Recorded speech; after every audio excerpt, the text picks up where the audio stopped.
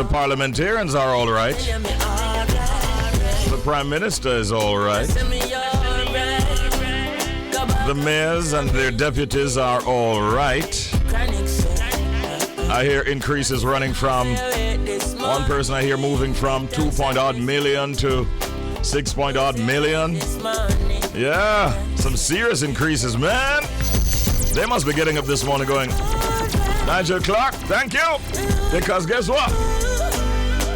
Guess what? Me, all right. No, sir. It's going to be forming the basis of conversations, I'm sure, in every quarter, in every section of our society.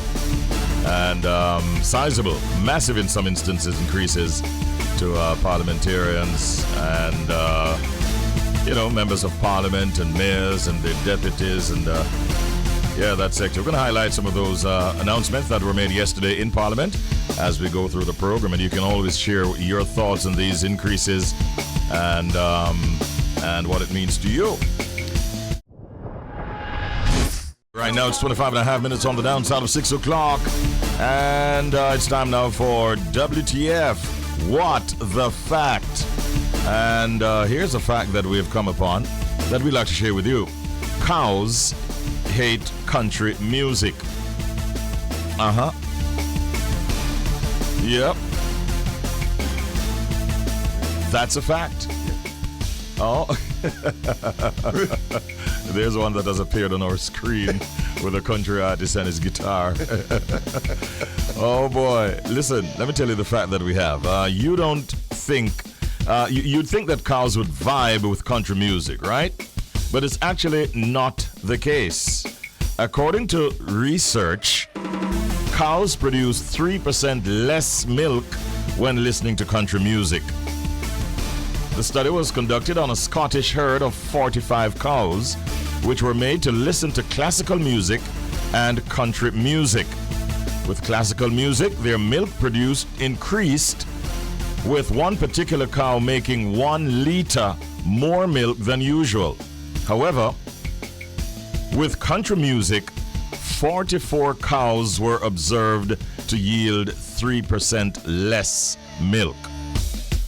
So, country music and cows are not great go-togethers at all. Scottish cows. Yeah.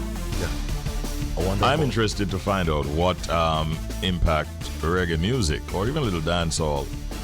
I would even go as far as trap. What impact that might have on cows and their ability to produce their milk. Interesting fact. Yeah. Very interesting. Yeah, cows actually hate country music. It retards their milk production. My God. It's 28 minutes after the hour of 6 o'clock. That was WTF, What the Fact. Yeah, get them all. Inside of Update at this time, Love and Hip Hop's Spice, same Grace Hamilton from Jamaica, has slammed Erica Mena and told her that Safari is her karma. What we have gleaned so far is that Love and Hip Hop Atlanta is gearing up for another new season, and it seems that new drama is brewing between old faces. So yesterday, Queen of the Dancehall Spice had fans guessing as she released a few harsh words directed at Erica Mena. Mena still appears to be healing from the divorce with Safari, with whom she shares children Sophia and Legend, and she appears to be drawing lines of loyalty post-divorce. So on her Instagram story, Spice hinted that something might have happened between her and Erica Mena, whom she lashed out at and threatened to spill her dark secrets. Let me do some editing here. Big what, Erica? You're trying to blame everyone for what Safari doing to you, but you can't blame your own darn self. Spice wrote on Instagram stories. What? You lose them how you get them. Go, what? Mama, Safari is your karma, she wrote. I told you I had to do some editing. Now, it's unclear why the two women appeared to be falling out, as they were, once upon a time, they were good friends on the reality show. In fact, from the moment that Spice joined, they seemed to have hit it off quite well. Maina has not responded to Spice's first post, and Spice shared another post hinting that something happened behind the scenes. Yeah, so I saw a little bit of it going through YouTube, and I saw a little bit of Spice's post. Bits of it? Yeah, a little bit. Didn't tire on it, to be honest with you. She says, basically, she had made a pledge that she would not go back where she's coming from in terms of, that kind of cuss-out kind of mentality, that vibe, attitude. But Erica is going to be the first one to pull her out of that zone and back where she did not want to return to. So it sounds kind of depty, sounds serious. Yeah. They were once friends, but now they seem to be literally like enemies, if Spice's reaction is anything to judge by. Yeah. We'll see how that one pans out going forward, but right now we also want to tell you about a young Jamaican artist that's doing very, very well and has made a pledge that he's gone corporate, that he's done with Obia songs. So dancehall artist Valiant says he doesn't need to record any more songs about Obia because he has now gone corporate. The report is that in April, Valiant inked his first major corporate brand ambassador deal with telecom giant Digicel, in a deal brokered by his new management, Ramesh Entertainment. The deal is a sign that corporate Jamaica is ready to start working with hardcore dancehall artists again. Besides the dunce check, DJ is one of the hottest young artists on the music scene locally. Despite nabbing a lucrative corporate deal, Valiant has been at the receiving end of mounting criticism over his lyrical content, even though his songs are hugely popular. Among the criticism levied against him are songs about witchcraft and songs about chopping. At least now we know that there will be no more songs about the dark arts coming from Valiant anytime soon. The DJ hopped into the comments of an article shared by The Star on Instagram this week, where he responded to a fan who wrote, "Mommy needs to tell him to stop singing about Obia." The article itself was a positive story about the artist's close relationship with his mother, whom he calls his best friend. Perhaps that was what compelled Valiant to respond, writing, "Went corporate, no need to," while tagging the commentator. So Valiant, whose given name is Raheem Bose, is now being managed by Ramesh Major, who manages artists like Ding Dong and previously Shensia and TJ. The DJ rose to stardom with his breakout hit Dunce Check, which helped him see a meteoric rise in the dance hall. And of course, he's one of the artists getting top billing for Reggae Sumfest this year. Big up Valiant. It's 6:35 a.m. That's it for Update. It's now time for the Proverb of the Day. Bend the tree when it's young. When it's old, it will broke. I never like Bend the this. tree when it's young. When it's old, it will broke. Yeah, I never like this proverb at all. Yeah? Yeah, it sounds so aggressive. A broke part there. Yeah. Yeah, you know. Ben is a light way of saying, like just teach them two things. Nice. Teach your children to know what. I'm looking at the meaning now, as a matter of fact. Teach children what they need to know when they're young, so they mature into respectful and productive adults. I don't know about The meaning doesn't sound too bad. The meaning is fantastic. I respect the meaning, but the whole bend the tree till it broke, that part that you ever No. When it old will broke It type will of thing. Yeah, When it young and when it old it will broke. the focus is that you just go and bend it, when it's young. I know, but what I'm saying, the Because part the warning is that when it's old, it will broke. that part doesn't sit well with me. So yeah, you have a problem with it. Yeah, man, I know. Yeah. But great meaning. I knew this meaning. Yeah, big up my parents. Yeah, I know this Absolutely. Teach children what they need to know when they're young so they mature into respectful and productive adults. Yes, sir. That is what that proverb means. And we say good morning to all the parents and all the students out there. Good morning to all the students, especially those who are going to be doing examinations today. A member of my household is, and I want to wish him all the very, very best, as well as all the other children who are out there doing examinations today. Good luck, them. All right, it's now time for us to go into our pet peeve of the morning. What are pet peeves? Pet peeves are things that others do that you may find annoying, irritating, and very often upsetting. Today's pet peeve comes from one of our... me. In fact, a member of our team. Yeah, man. Shells has got a pet peeve. And he's waiting. Yeah, man. So here we go. And now I gotta lie, growing up, this was not a pet peeve of mine, but definitely one of my parents. And boy, Richie, I don't know if it's a sign of maturity, but it bother me now. You see them new when you see putting in them shoes, and like them foot in the shoes, them heel back kind of out, then I bend up and I mash up the back of the shoes. That's all. Yeah. But I don't know about you know me I buy my own shoes and I watch that I go on.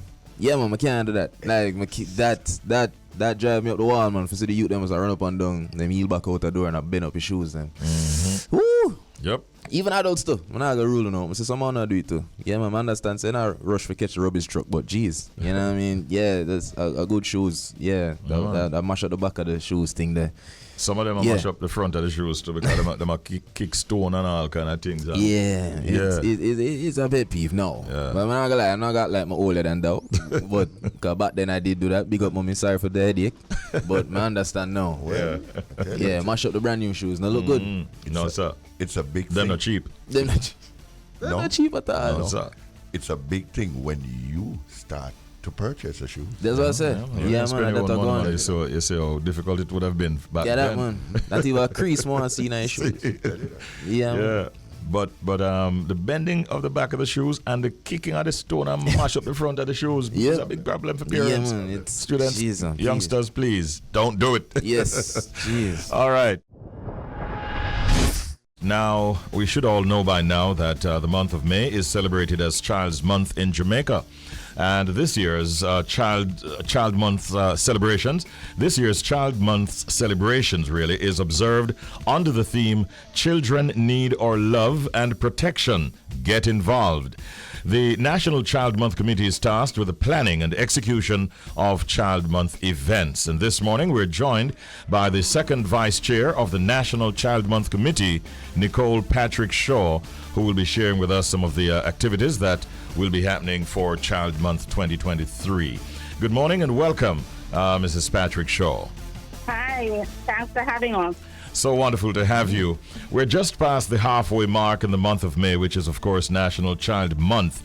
Can you sort of give us an overview of how things have been going, or the celebrations have been going so far? They have been fabulous. We've had immense support from the private sector, NGOs, community groups, and government agencies as it relates to the implementation of our plan. We had our media launch early in the year to just get the press involved in terms of getting the theme that we have selected for this year out, which is Children Need Our Love and Protection. It was aimed to ensure that persons are aware of the needs of our children, and to revisit the village approach to raising our children, where the community aided in the safeguarding our children and collectively saw to their well-being. And so after we had the launch that was in April, we had our church service, which was on Sunday, May 7th at 10 o'clock, and that was well supported by the schools in Manchester, and the event was held at the Wesley Mount Methodist Church in Williamsfield. The first time I've been there, and it is a beautiful church. We had the participation of, as I said, a number of schools in Manchester. They were part of the church service in terms of the program, the performances, and the messages, and that was well executed. And one of our signature events is coming up this Friday, and I know that you know this one, which is the National Children's Day, and that will be observed on Friday, May 19th. Yes. And this was a proclamation done by our Governor General, just to celebrate it as though we would have done Mother's Day and Father's Day that is coming up, is that we celebrate our children and parents acknowledge their right of the children and to show them love and that they are cared for, because sometimes we take it for granted that children are just children and not that they experience stress, that they experience uncertainty. And so we want to ensure that we reinforce for them that they are truly loved and that will do everything to protect them. And so on that day, we will wear bright yellow. So I hope your staff and everybody out there that is listening will be wearing their colors on Friday. We plan to go out in the community to give out motivational stickers because our aim is also to build the self-esteem and self-worth of our children that we engage with.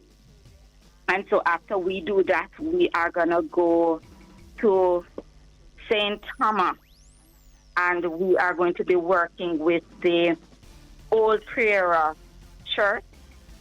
They are in Montego Bay, Port Moran, and we'll be doing a children project there. And they've been asking for a play area for some time now. And so we have gotten JMMB to partner with us, and they will be paying for the play area. So that is what we're doing for Children's Day. Then we are moving on to the day of prayer later down in the month, because everything that we do, it should be a blessing to our children, and we can't have that without God's intervention. And so we will be praying for our children. After that, we will be moving on, and we will be having our youth forum, which is in October. And it's at our youth forum where we pose a question to our young people: what can we do to improve your life? And so the schools will be participating in that youth forum in terms of giving us some feedback in terms of how we can improve our policies, how can we improve our programs that we develop for the children through the National Child Month Committee, what themes they would want us to focus on. And so if it is that we want to improve the quality of our policies and our programs, the best person to go to is our children. And so that is our approach. We will also have our Academic Youth Award for children from non-traditional schools. And that will be also in November as part of the Youth Month celebrations. And during that period, what we do is celebrate children that have gone through extreme circumstances and are still giving back to their community.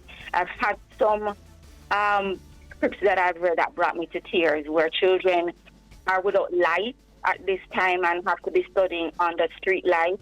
I've had where children, parents have died, and they would have to be the breadwinner of some of their sisters and brothers, and some terrible stuff some of our children are going through. However, they have excelled, and they have pulled along their team members. They have some children going to school without lunch money and are hungry and still excel. And it is, for me, it was a humbling moment, because it makes you reflect on your own life and to recognize that you are indeed fortunate to have had parents. And what is it that you can do to improve the lives of children who are not as fortunate? And so that award ceremony allows us to celebrate those children that have done exceptionally well. And then, as you know, we're celebrating our platinum year, 70 years, in 1953 since our establishment, and we'll be having a gala in December to commemorate International Children's Day. Okay. And so at that gala, we will be recognizing our sponsors who have been gracious to us over the years.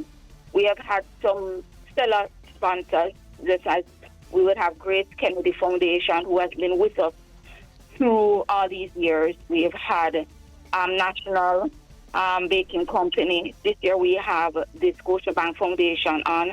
We have Jamaica JMMB, as you have said, for Children's Day.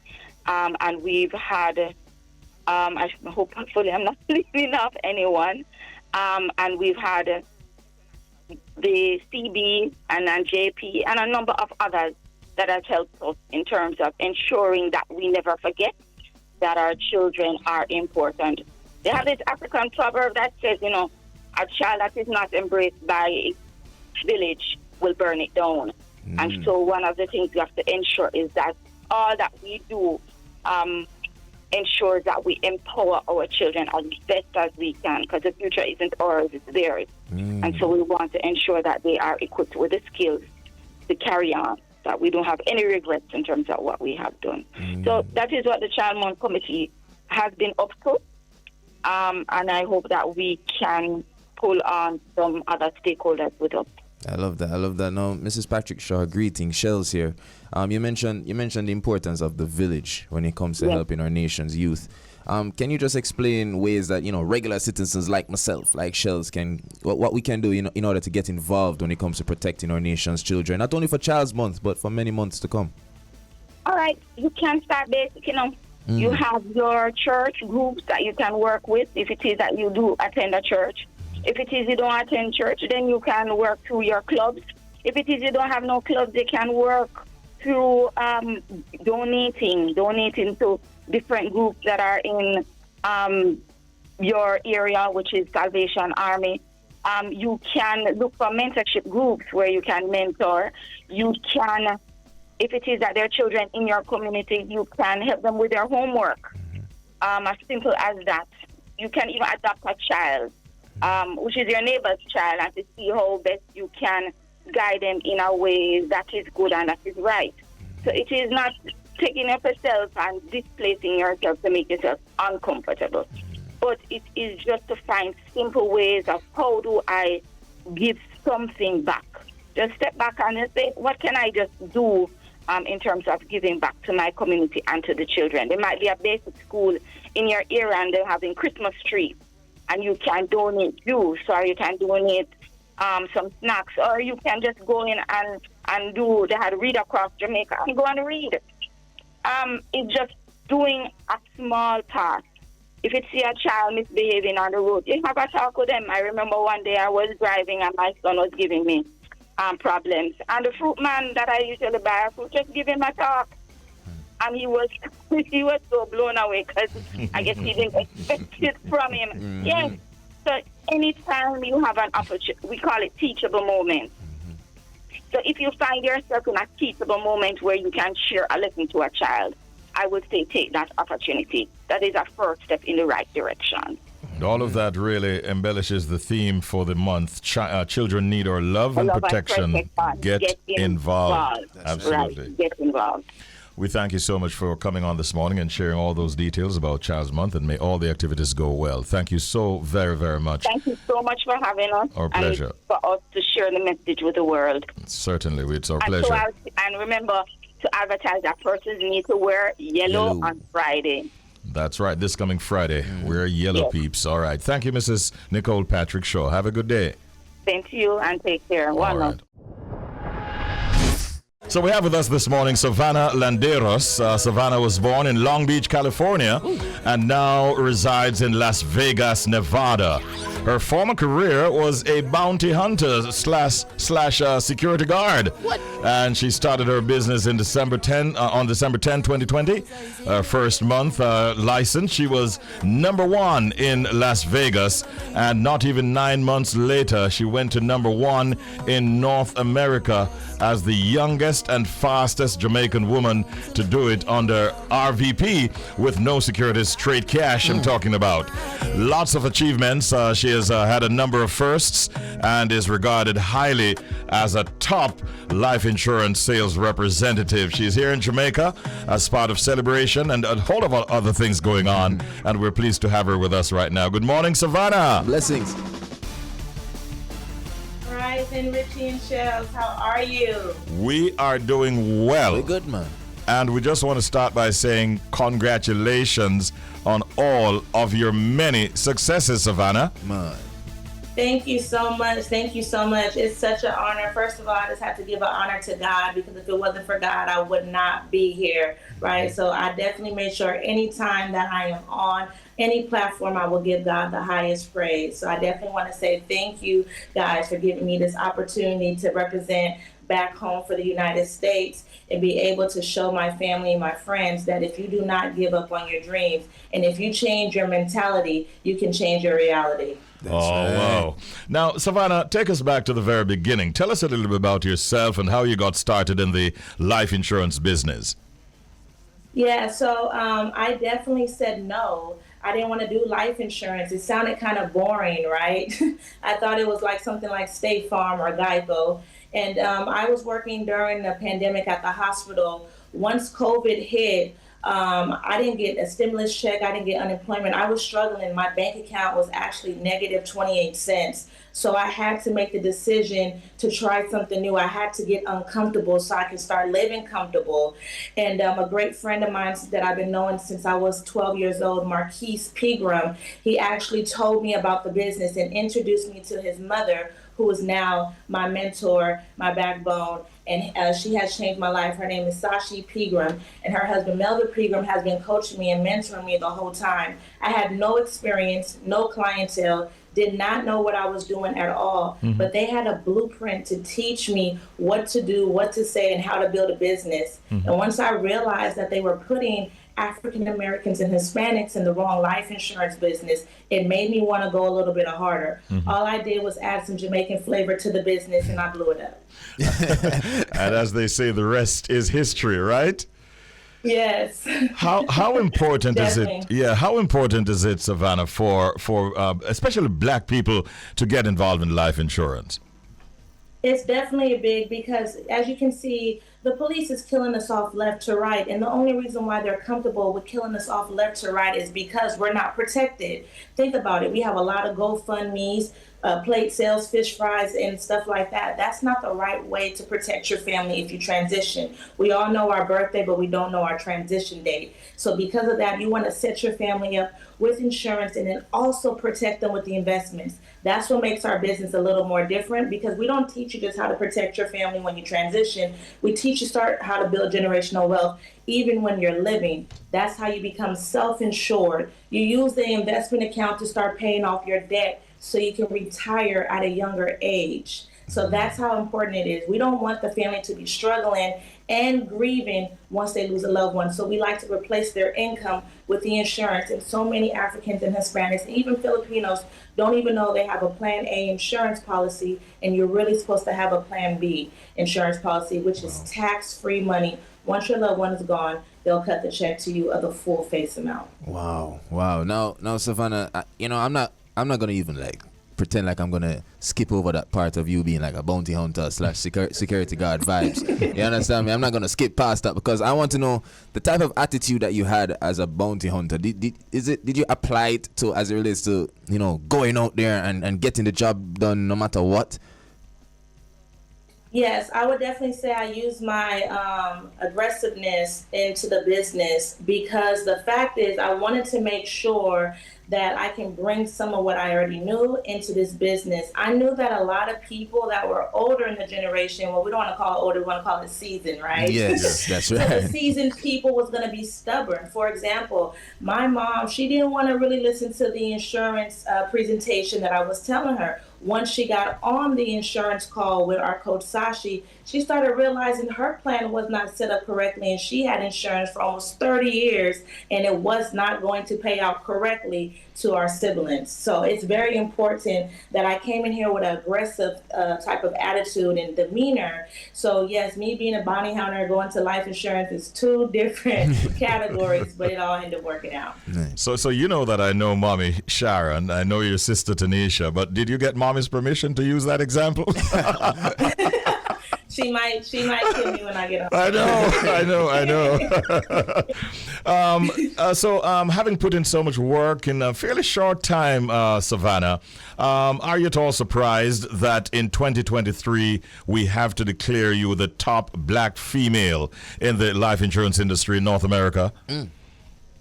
I actually am shocked, because, like I said, I had no experience. So I wouldn't have been able to do this without the people that has been in my life has backed me up. So I do want to give a couple of shout outs. Yes, of course, shout out to my mother. If it wasn't for her, I would even be here. And my amazing sister Tanisha, my brother Andre and Yohanse. But I definitely want to give a shout out to a couple of my coaches and a couple of people from back home. My coach Neil and Victoria from the Dream Team Hierarchy, they have definitely put me under their wing during the pandemic, and definitely made sure that I was able to build a solid business to help families get out of debt and not have to struggle anymore. My amazing coaches from Carson, California, Eric and Amber Davis from the Trendsetter Hierarchy, has definitely been a big factor in my life that helped me get to the next level. And then my Quiet Storm team, all the way from Memphis, Tennessee, Vegas, California.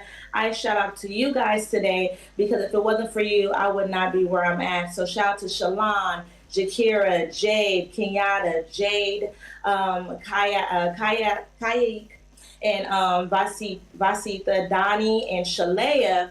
And again, my amazing coaches, Sashi, Melvin Pegram. You understand that taking someone that was broken, who did not have any type of experience, someone who was in a bad relationship, someone who grew up in a toxic vibe, someone who grew up in the hood, someone who didn't know what wealth looked like. Sashi and Melvin Pegram has showed me that I was able to really turn my dreams into reality, and really show me that if I stay focused, don't club, don't party, I can literally take 50 years of work and condense it into 5 years and be retired by the age of 35. And I definitely want to give a big shout out to my partner, who has been a big factor in my life. Jay has definitely helped me, sent me a lot of referrals, showed me how to build a business, showed me how to be more in my feminine energy and not be so more aggressive. So I definitely would not be here at this Regional Vice President celebration if it wasn't for my team back home. So thank you for that. Wow, beautiful, Savannah. Now, before you go, what advice do you have for persons looking to get life insurance? Especially the ones like myself who kind of stubborn, because, life will believe that, we young. So both for the younger ones and the seasoned ones, for those who are like looking to get into the getting life insurance, what advice you have for us?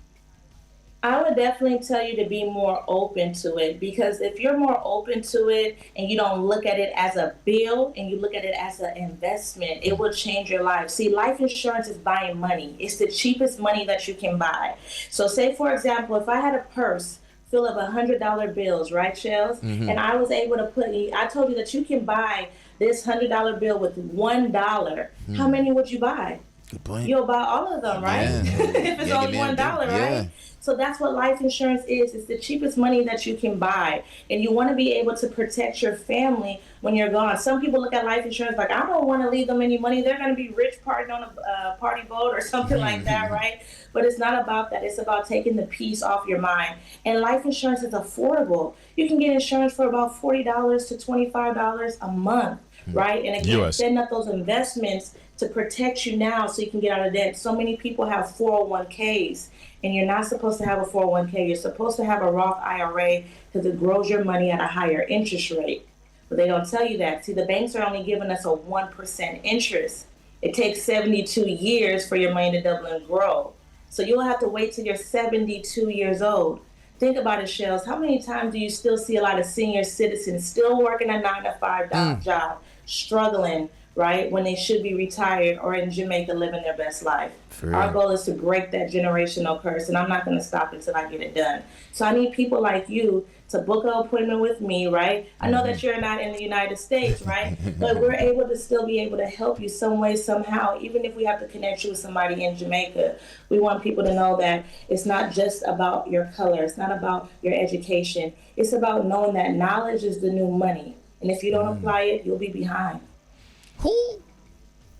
By the way, just for clarification, when she mentioned $20 or $40, she meant US dollars, listeners. Yes, not 10 cents. Yeah. US dollars. So you see this as a good way of building generational wealth as well, eh? Yes, this is definitely a great way, Richie, to build generational wealth. So you leave your family some money when you transition, but also start building generational wealth now with the investment plan that you can set up with the life insurance for free. We even set the kids up with a free college fund as well too, because college is very expensive. So we want to keep it easier for the middle class families to go ahead and get out of debt. Wonderful. Savannah, congratulations again. So you're here in Jamaica. Sounds like it's is it a vacay or is it also a little bit of sort of business and celebrations? Well, my birthday was April 28th, so it's a late birthday celebration. I worked my business on my birthday. I didn't want to take no days off because we have this amazing bounce back party that we're doing in California, right? And that's going to be on June 8th, 2023, right? So we definitely want to send you guys the Zoom link so you guys can join us, so you guys can see how the USA party as well, too. And then we have another big celebration July 14th and 15th, which we handled in Carson, California, with our amazing Mika Saunders, who's going to be there hosting that event for our team. So we'll definitely be able to send you guys the information for that, which my mom is flying in from Florida to be there with me to celebrate with me and my team. Lovely, lovely. Now, Savannah, you got the Bridge Nation excited, myself included. How can we reach you? Is there any social media handle, any website, any email you'd like to share with us? So I have different ways. So I have POPL, which I'm able to share that link with you guys. And also you guys can follow me on Instagram. That's where I really build my business at. It's going to be Savannah Landeros, exactly how you see it on the screen, but you just add another S to the end of my last name. Okay. So Savannah Landeros with another S. And then also I can definitely give out my phone number so people can reach me. But I'm definitely more on Instagram and more on Facebook than anything. All right. Great talking with you, Savannah. Enjoy the rest of your stay here in Jamaica. Congratulations. Keep soaring and all the very best going forward. All right? Thank you guys so much, Richie and Shells. I love you. Big up. Big ups every time. Oh, yeah. And I know she'll enjoy a little bit more of this song. I do remember her family, Sharon and Tanisha and the rest of the crew. Big up yourselves, and you all should feel proud. Once again, big up Savannah. I hear his voice. With that said, let's head to Jamaica. Hey! Jamaica. We're there. Yeah, them rich. Kingston. Yeah, man. Bridge. 99 FM. Loud and proud. Morning. Wagwan DJ, right? Man, I'm playing a soca song. A soca segment I started the program with. And it takes me back to my football days, as we say here in America, soccer days. And the song is saying, bend it like Beckham. And I remember scoring a few free kicks back in my days. Easy enough. Star ball up. I remember playing in that little Manning Cup and the little Mona League too back in the days. MVP. What? Cool, man. The MVP start, but, you know. I wasn't riding the bench, and hold that song. That not bad. Yeah. That not bad. Yeah. But gosh, that vibes this morning, man. I decided to kick off the program with soca, and I think I probably lost a pound or two. I need to do it a little bit more. Yeah. Well. We haven't touched soca all morning, but it usually forms a part of our presentation, generally speaking. A lot of things happening here, Roy, and lots of comments, lots of feedback from our listeners. You might have heard by now of the announcement in Parliament yesterday of very sizable increases being granted to parliamentarians. And the salaries of Prime Minister has been published. The members of Parliament, the mayors, and everyone in Parliament, the legislature have gotten sizable increases, ranging in some instances up to 230%. And so what? Yeah. We never know that percentage even existed, right? I'm not gonna lie, but yeah. Not in raises. I mean, you might get a bonus at the end of the year, but Mike, so I'm to teach them. Welcome to the discussion, right? that is very much a part of what is being discussed. The fact that many of the members of the public sector would have gotten minimal increases recently compared to what is being granted now, even though the parliamentarians might not have been given an increase in quite a while. But it still turns out to be very, very sizable. We're talking about some persons moving, say, for instance, from under $7 million per year. I'm talking about at the mayoral level, for instance, I think. To maybe 11 million and stuff like that. Salaries moving from say, 10 million to 20 something million per year. Yeah, it's really, really major and massive increases that have been granted and announced by the Minister of Finance. So it's a talking point here in Jamaica today, and a lot of it has to do with negative comments, really. Oh yes. Which I'm sure the politicians would have expected with such an announcement. We are saying that if they're going to be getting that kind of increase, then the service should also see an equal level of increase coming from them. Man. Yeah, I know you're stunned. And they wonder why the people are rebel and so frustrated in Jamaica.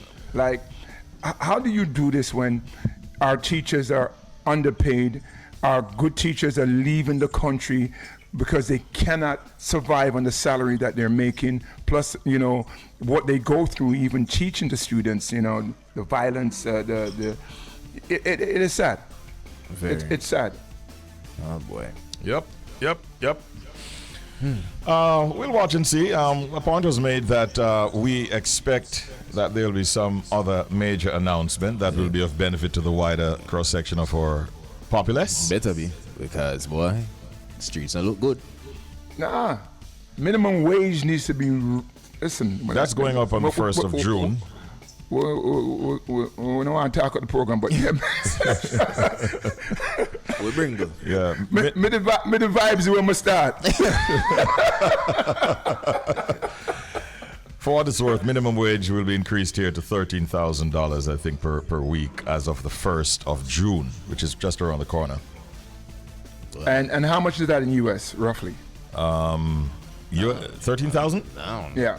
Divide by about 152 or so. Let's go embarrass our nation right now. Hold on. You're talking about $85. Yeah. $85. Yeah. A week. A week, yes, sir. Look all right, face. Why are you shaking your head like that? Because I went to the supermarket when I was there the other day. And like I said, when I go to the supermarket, me now buy meat. Right. Me now buy poultry. Me just buy snacks. Yeah. So later on in the night, you have something to munch upon. Yeah. Right. And it was like $100 US, and it fits in a one bag. And not a very big bag either, right? No, listen, if two of us went, I could have said, you hold that mule, let me go back to the car. See there? Yep.